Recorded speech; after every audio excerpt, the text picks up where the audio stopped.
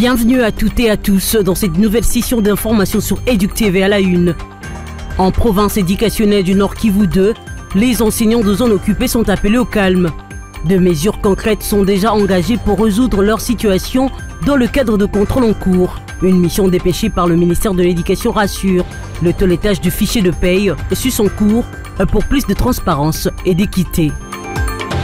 Et puis, le monde célèbre pour la première fois la journée internationale de ménopause. À Kinshasa, le ministère de Genre, Famille et Enfants a organisé une journée de réflexion invitant les femmes à mieux comprendre et assumer avec sérénité cette étape naturelle de leur vie. Le détail dans un instant.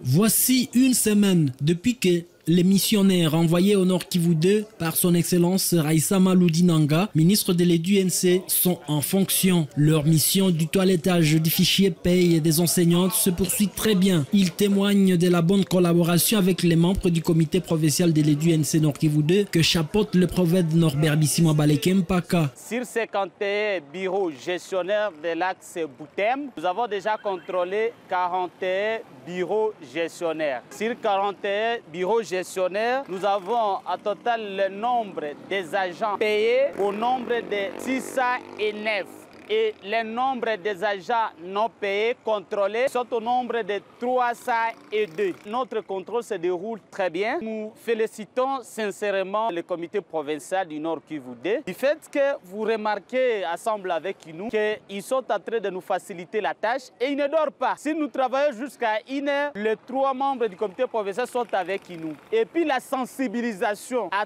tout moment, en tout cas, tout ce que nous sommes en train de les demander, ils sont en train de s'en occuper et nous faciliter la tâche. Si nous sommes arrivés aujourd'hui à 40%, c'est grâce à leur concours. En tout cas, nous sommes à l'aise. Depuis que nous sommes là, sachez-vous que nous sommes bien protégés et nous travaillons ensemble avec le comité provincial. Concernant les enseignants qui sont dans les zones occupées par l'AFCM 23, ces missionnaires appellent les concernés au calme face au contrôle. Nous avons pris des dispositions comme des techniciens et nous avons demandé à tous les agents de se calmer. Ils restent là où ils sont. Les conditions pour que ces gens se déplacent vers ici, c'est quand même un peu compliqué. Alors que les agents ne s'inquiètent pas si on n'arrive pas dans des sous-divisions occupées. Nous avons déjà pris des dispositions que nous allons sauver ces gens. Les missionnaires font savoir que le travail va se poursuivre jusqu'au dernier candidat au contrôle. Objectif, trouver tous les cas de fausseté dans le fichier paye des enseignants.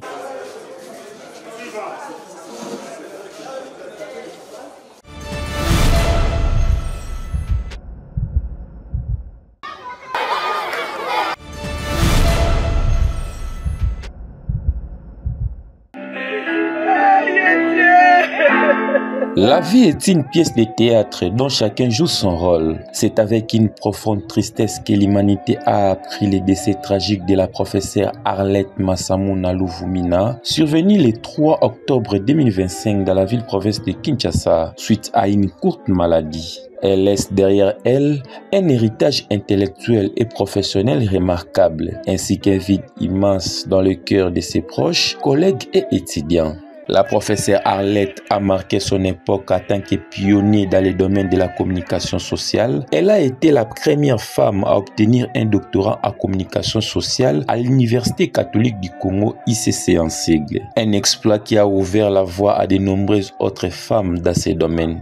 De 2004 à 2010, elle a occupé les postes d'assistante où elle a s'y inspiré et guidé des générations d'étudiants par son dévouement et son expertise. Ces funérailles ont été organisées dans la ville-province de Kinshasa, témoignant de l'immense respect et de l'affection que lui portaient ses pairs et la communauté universitaire. Le 17 octobre, sa dépouille a été accueillie à Mbanzangongo, province du Congo central, où une veillée mortuaire a été organisée dans la salle polyvalente de l'église protestante ville haute, en présence d'une foule nombreuse venue lui rendre un dernier hommage.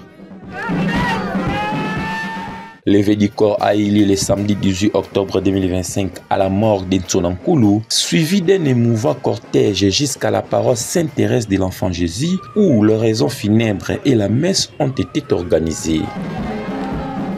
Elle était tellement motivée. Elle me disait toujours et j'apprécie votre façon de faire. Et quand même, on a fait que 2 ans avec elle, de lutte par rapport à notre structure. Et maintenant, elle est partie et ça nous fait mal. La professeure Arlette Massamouna Silumvumine, née le 3 septembre 1978, restera dans les mémoires comme une figure inspirante, une éducatrice passionnée et une pionnière dont les contributions ont marqué l'histoire académique et sociale de la RDC.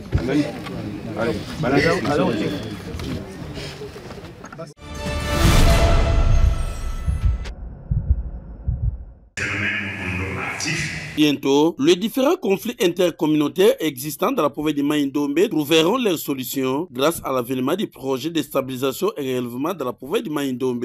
Lors de la présentation du dit projet à l'autorité provinciale ainsi qu'aux représentants des différents services étatiques et parétatiques, le chargé d'administration et finances de ces projets du gouvernement congolais, financé par la Banque mondiale, Jean de Dieu Kayana, a indiqué que les phénomènes Mobondo ainsi que d'autres conflits intercommunautaires existants dans la province de Mai-Ndombe ont motivé le gouvernement congolais de venir installer ces projets afin de donner des solutions idoines puis permettre aux fils de la province de Mai-Ndombe de vivre dans toute quiétude. Nous sommes venus présenter ce projet auprès de la population et des autorités de la province du Mai-Ndombe. C'est un projet qui est implémenté à l'est du pays, mais il s'est fait que ici au Mai-Ndombe, il y a également les mêmes motivations de mise en œuvre de ces projets qui se présentent ici, notamment les conflits intercommunautaires. Nous avons pensé qu'avec le phénomène Mobondo, là où il y a des territoires qui sont pacifiés, on peut aussi poser les mêmes actes et les mêmes activités que nous sommes en train de passer à l'est du pays. Jean de Dieu Kayana s'est réjoui des problèmes majeurs que les participants ont présentés pendant ces assises d'un jour, car cela leur facilitera de les étouffer dès l'origine. En attendant que la situation puisse se rétablir à l'est et que l'action continue, nous avons pensé qu'on pouvait aussi procéder à l'extension pour d'autres provinces qui sont dans le même besoin. Et ceci à la demande du gouvernement congolais et de la Banque mondiale. Un sentiment de satisfaction dans ce sens que j'ai vu les autorités de la place, les structures de la place, de la société civile et tout le monde impliqué, motivé dans ces projets et surtout lorsque nous l'avions présenté. Et les éléments qu'ils ont mis à notre disposition, laissent voir que ces mêmes éléments peuvent trouver de mêmes réponses que ceux de l'Est. Il s'est expressé que ce projet est le bienvenu dans les Mai-Ndombe car cette province a traversé des moments dans l'insécurité, raison pour laquelle plusieurs questions d'éclaircissement ont été posées afin d'éclairer toutes les zones d'ombre sur les objectifs de ces projets.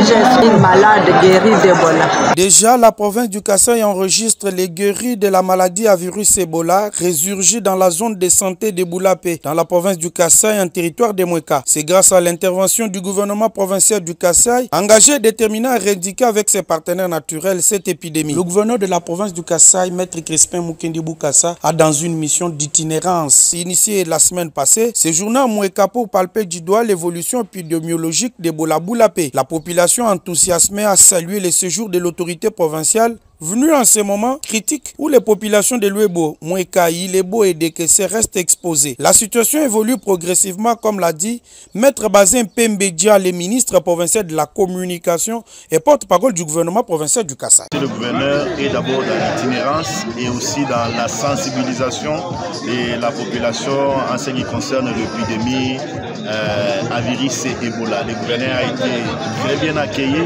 Il les a appelés au respect des mesures barrières. La population qui a accepté de l'accompagner dans la sensibilisation de la maladie à virus Ebola. Et nous sommes dans la zone où certains ont qualifié d'une zone rouge, mais le gouverneur a pris les risques. Il est là de sensibiliser aussi la population. Et avec les tableaux que nous venons de voir, les réponses que nous avions reçues des médecins, dans les jours, les heures qui viennent, nous aurons la bonne nouvelle. Nous aurons la bonne nouvelle sur la maladie. Nous ne voulons pas anticiper. Nous laissons la primaire de l'information aux médecins. Mais je peux vous dire qu'il y a les signaux qui sont favorables pour la population kassaïenne et précisément aussi nos frères qui vivent ici dans la zone de santé. Le gouverneur de province, Maître Crispin Mukendi, a à cette occasion invité les populations exposées à exploiter les mesures barrières pour limiter la propagation de la maladie à virus Ebola.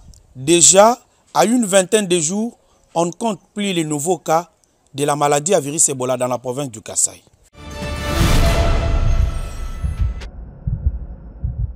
C'était le moment d'application des principaux cas de réforme dans le giron de l'Église catholique romaine aux dates d'octobre il y a 63 ans. En effet, c'était, en circonstance de retour en arrière, pendant ce qu'on avait appelé le Concile Vatican II, convoqué par le pape Jean XXIII. Moment de grande importance, lancé le 11 octobre 1962, durant quelques jours. Ces assises sont parvenues à impulser quelques réformes, tant à l'interne qu'à l'externe, pour l'avenir du catholicisme. Parmi les indices de ces réformes, briser la barrière entre les prêtres et les fidèles, faisant de ceux-là des pasteurs du peuple de Dieu. Ensuite, les messes qui se déroulaient, le prêtre tournant le dos aux fidèles au début et à la fin, ont permis que ces officiants puissent désormais regarder les fidèles, ce qui a créé une parfaite symbiose entre les deux camps, celui des prêtres et des fidèles catholiques. Et donc, l'année suivante, en 1963, le pape Jean XXIII publiait son encyclique instructive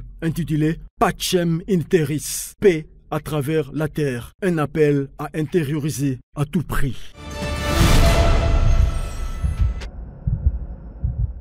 Avant toute chose, à l'occasion de la célébration de la Journée internationale de la ménopause, célébrée chaque 18 octobre, le ministère du Genre, Famille et Enfants, en partenariat avec les réseaux des femmes ménopausées d'Afrique, a organisé ce lundi à Kinshasa la toute première célébration mondiale de cette journée. Cette rencontre tenue dans le salon rouge de l'hôtel du gouvernement était placée sous le thème « L'impact de la ménopause sur la santé globale ». Dans son allocution, la ministre du Genre, Famille et Enfants, Micheline Ombaé Kalama, a appelé à une prise en charge holistique et inclusive des femmes ménopausées. Avant toute chose, qu'il me soit permis de rendre hommage à son Excellence Monsieur Félix-Antoine Tshisekedi Tshilombo, président de la République, chef de l'État, champion de la masculinité positive et défenseur du programme IFORCHI, dont la vision place la femme congolaise au cœur du développement humain et de la dignité nationale. La ménopause n'est pas une faiblesse, encore moins une maladie.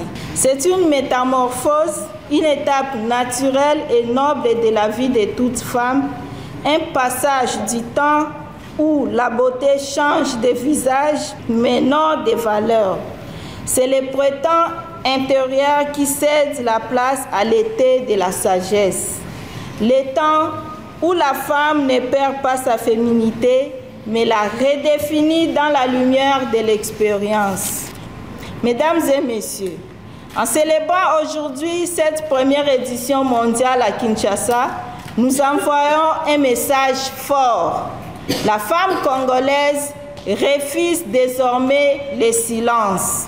Elle revendique les droits compris, accompagnés et honorés dans toutes les étapes de sa vie.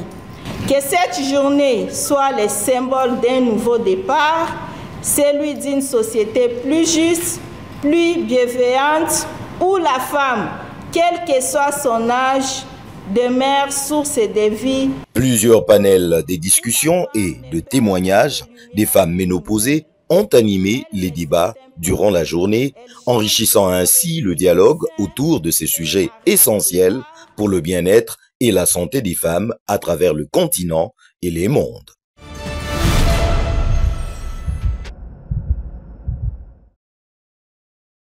Plus qu'un simple ingrédient de nos cuisines, l'oignon est un véritable allié pour la santé.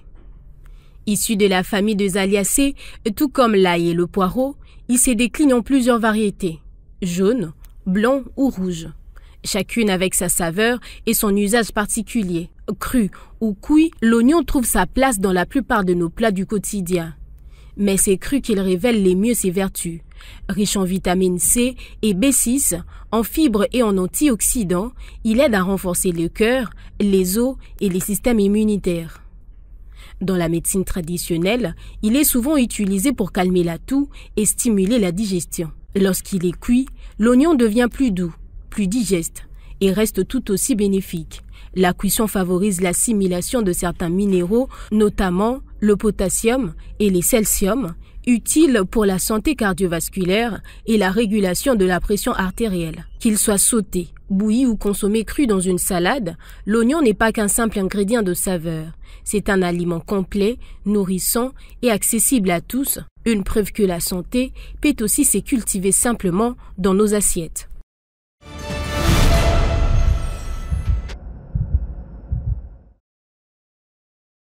La betterave. Ces légumes à la couleur rouge éclatante fait partie des trésors souvent oubliés des non-marchés congolais. Originaire des côtes méditerranéennes, elle est issue de la betterave maritime. Sous la terre, elle cache une racine comestible, sucrée et riche en bienfaits que l'on consomme crue, cuite ou même en jus. Véritable concentré des nutriments, la betterave regorge de vitamines A, B et C, mais aussi de fer, des magnésium et des potassium. Elle purifie les sangs, renforce le système immunitaire et soutient le foie, cet organe essentiel qui nettoie notre organisme des toxines du quotidien. Boire un verre de jus de betterave, c'est offrir à son corps un regain d'énergie naturelle. Une boisson d'ailleurs très prise par les sportifs pour améliorer l'endurance et l'oxygénation du corps. Grâce à ses antioxydants puissants, la betterave aide aussi à protéger la peau du vieillissement et prévenir certaines maladies chroniques. Et au-delà de ses vertus médicales, la betterave est un symbole de vitalité, enracinée dans la terre mais pleine de couleurs et d'énergie. Dans nos assiettes, elle nous rappelle que le remède le plus efficace vient souvent de la nature, simple, accessible et généreuse.